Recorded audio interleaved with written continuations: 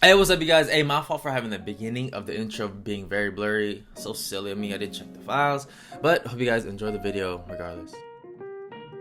What's up, John? This is you guys. For this video, I have a very special guest. If you guys don't know him, he is A1 Restorations on Instagram. Today we're going to be working on something crazy. We have a pair of Freddy Kruger Nike SBs, and we're going to be switching the swooshes on them. As you can see, they're all dingy and old. I'm legally blind, I can see barely. After we do that, if we have some spare time, we're going to be doing a pair of Tiffany Dunks as well. They get all messed up, they start peeling, because it's just like vinyl that's just put on a piece of leather. So you can't see it all? Huh? You can see though, right? It's fucked up material that we gotta fix. Hope you guys enjoyed the video. Take care and God bless. Yay! This restoration project is pretty simple. All we're doing is replacing the brittle swoosh. So they already started peeling right off the bat after we started to remove the swoosh off of the shoes. So there's no market, there's no store that sells just the swoosh, right? So he had to buy the customer for this pair had to buy the white diamond dunk or the black diamond dunk that released a few years ago, and use the Velcro swoosh to use as the replacement. I think the oil that got on the shoes did a lot of damage, since it's crumbling pretty fast. I've never seen anything like this before. Alright, long story short, Nike made these shoes without the consent of the people in charge of the Freddy Krueger movie. They didn't like that, so they told them not to do it, but they've already made like a crap ton of shoes in production. So the remaining shoes, they put them all in a pile, put oil on them or gasoline, and try to burn them all. But then some of the employees grabbed how many other pairs and then kept them for themselves. So now that's why some of them have oil stains, and that's why these never got to release to the public, and that's why they're so damn expensive because of that. So you can see as we're removing the swoosh, it's already deteriorating like really bad. That's freaking nuts.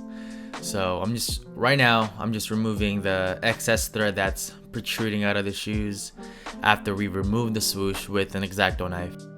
Here are the replacement swoosh that came out of the white Nike Diamond Dunk that released a few years ago.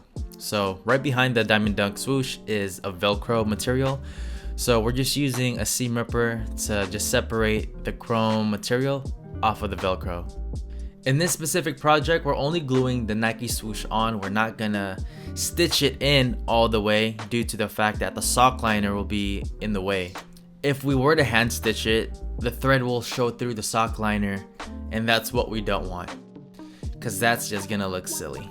But if you do a really great reglue job, the end product will be incredibly strong. Look at the damage that was done to the original swoosh just by bending it. That's so crazy how brittle they were. So we're gonna cut the swoosh up in half just because the original swoosh is a lot shorter than the new one. So we're just gonna make our adjustments before gluing it on. We're gonna start by prepping the swoosh by removing the factory glue by using cotton balls and acetone. So what A1 is doing right now, he is just marking where the simulated stitching that goes over the swoosh that locks in the sock liner, and that shows for all the dunks. So we're just gonna simulate that and mark where it's going to be stitched. I'm actually just going to simulate the stitching halfway through the swoosh, and then the other half we're going to hand stitch it because the sock liner isn't in the way.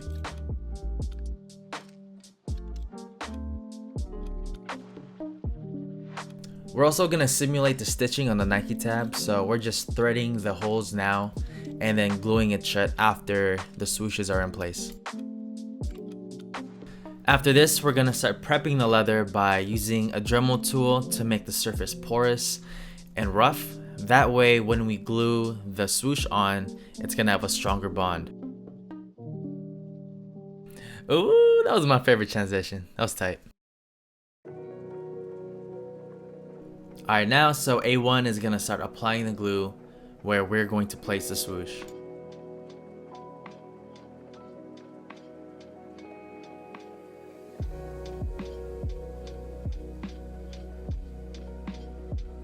After we apply adhesive to both surfaces, we're gonna let it cure for roughly 10 minutes and then heat it up with a blow dryer or heat gun. If you're gonna use a heat gun, make sure it's on low settings if it's adjustable. And we're gonna tack it on and bond them together.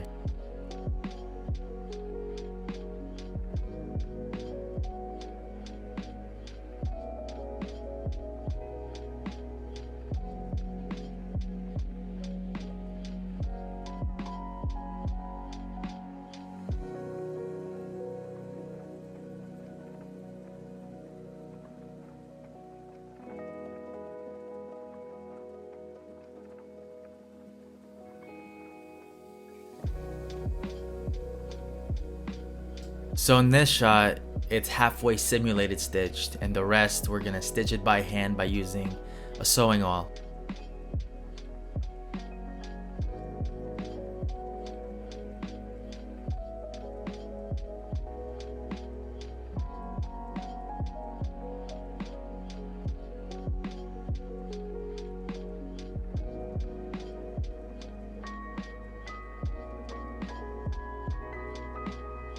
After finishing the hand stitch, we're gonna start the red stitch lines that go over the swoosh. That's pretty much it for this video. Now we're just gonna show you some B-roll shots of the Tiffany dunks being worked on. And that's it, baby. Just enjoy the rest of the video. Alright y'all, you guys are amazing. I love you guys and I hope you guys like this video. That's it, pansit. Alright you guys, I'll see you on the next one.